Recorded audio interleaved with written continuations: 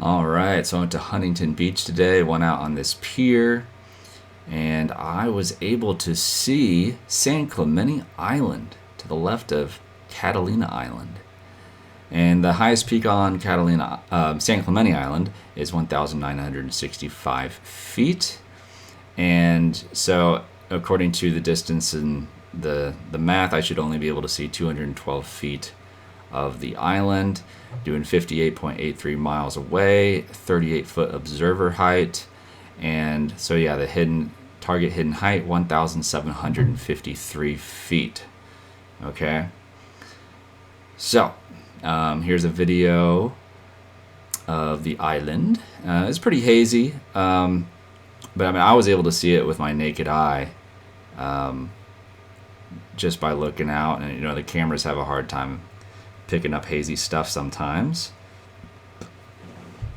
But if you were hanging out there a while enough, you could definitely see it's definitely an island. And you got to the right, you got Catalina Island. And if you go to the left, there's only one option for what that island can be. That's San Clemente Island. And some boats chilling out there. And in the background is an island. I'ma just island boy. I'ma get key white wine. You're gonna keep that gun. I'll be just staring at the sun. Okay, so we're only supposed to be able to see a little over 200 feet of the island. And we'll get to some images in here in a sec, where we know exactly what we're looking at. And yeah, it was pretty fun. Just hanging out there and seeing it and just being like, there it is.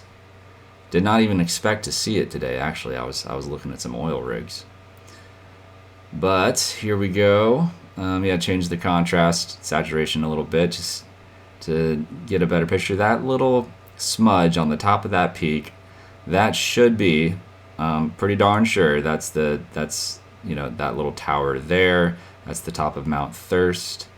And I was comparing my image to Google Earth Pro side to side. That was the only part with the two highest parts of the island. And when you go and you look at the elevation on these things, like on this side, it's around 1,900 feet. And then on that right there, I believe is Mount Thirst on the little thing to the right. Everything in between, so right where the mouse is, that's all, it quickly drops to, like, that right there is 1,700 feet.